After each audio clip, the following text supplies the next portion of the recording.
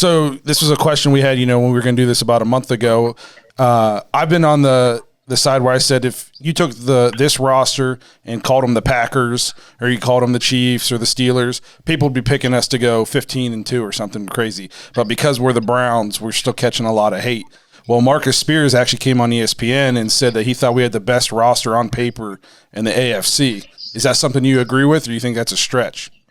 Well, I mean, I think you look at Kansas City, who was the bar last year in the AFC, and Cleveland was really a couple plays. I know the injury at the end of the game, but still, they played with them. To me, they proved it last year. Pittsburgh's only getting older. Cincinnati's not ready yet. They have too many holes. And Baltimore, they're sneaky. And as you guys know, I don't know how to say it. Like when they looked last year like they were awful, and then all of a sudden you flip the switch and they're like the best team. And it's like that's so you never know who's going to show up on a daily basis, but they've got a good roster as well.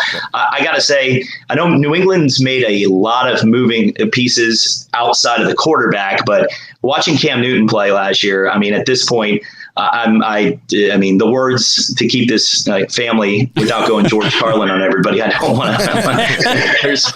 There's nothing I can say good. I mean, he can't complete the 5-yard screen pass right now. Like a kid in the yard, if we were at like Thanksgiving and just throwing the pigskin, and like Cam had the ball and my daughter was like 10 feet away, I'd be like, all right, honey. And like, stay away from the road. And she's like, we're not near the road. Be like, that's where the ball's about to go.